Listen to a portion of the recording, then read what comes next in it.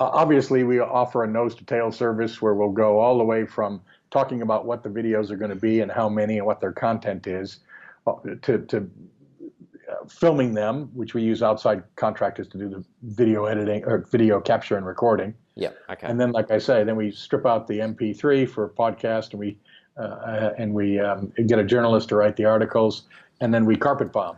Yeah. But we had a woman down in Tasmania, and she said, "I got my own videographer. I want to do my own thing." And we said, "Fine," and she did. And so we just did the reformatting and the distribution. If you got people that'll do the reformatting and you get it just the way you want it, and so we don't need to do video at all, and you strip out the podcast, you may or may not want the journalistically written article, although I think you should, or get somebody to write it. And if you just want to use us for distribution, we'll do just distribution. I'm about to do I'm about to reply to a woman in America who she is just a magic woman on camera. And she does a great videos. I just said, well, give us the video. We'll get the articles written. We'll do the podcast, and we'll do the distribution. You just keep using your own videographer. You keep doing what you're doing, girlfriend, because it's great. And she doesn't need our help.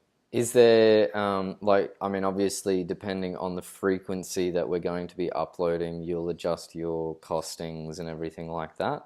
So, for example, the strategy I like about what Mary is doing is that she does it every day.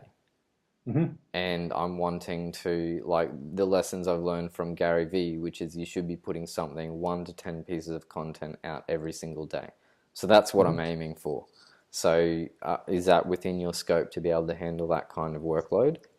We tend to shoot our videos, which are usually 3 to 7 minute videos on a narrow topic.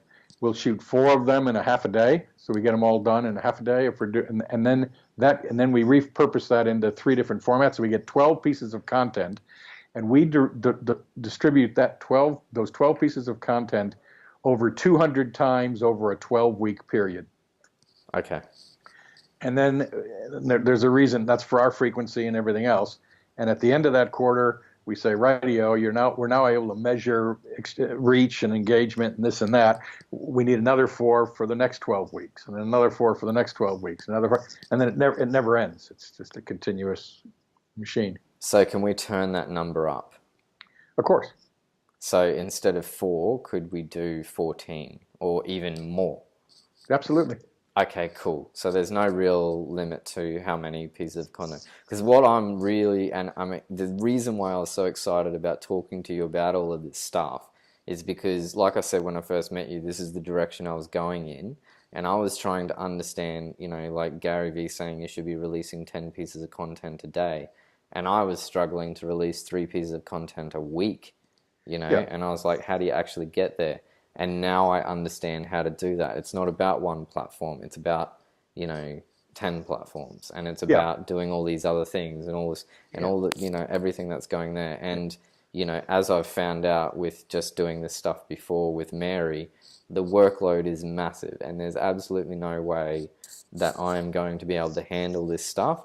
But what I can do is work with experts and create really fucking good content and bring that strategy together and then pass it over, and away you go.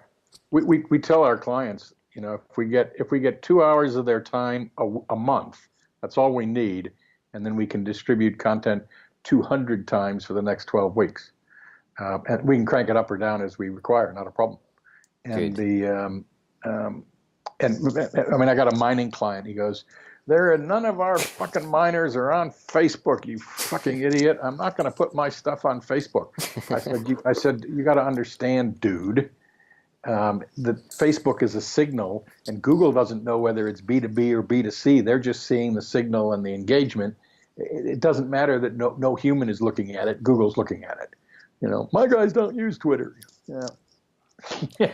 And so with regards to your tracking, so you deliver a report once a month. Like I mean, we can have I can't stay too long because I've got to go to this Good. This No, meeting thing. in fact, what I'm doing as soon as I get done with you is working on the reporting, because every single tool I've looked at around the world doesn't cover all the things we need. So we're building pardon? That's right. It's very frustrating.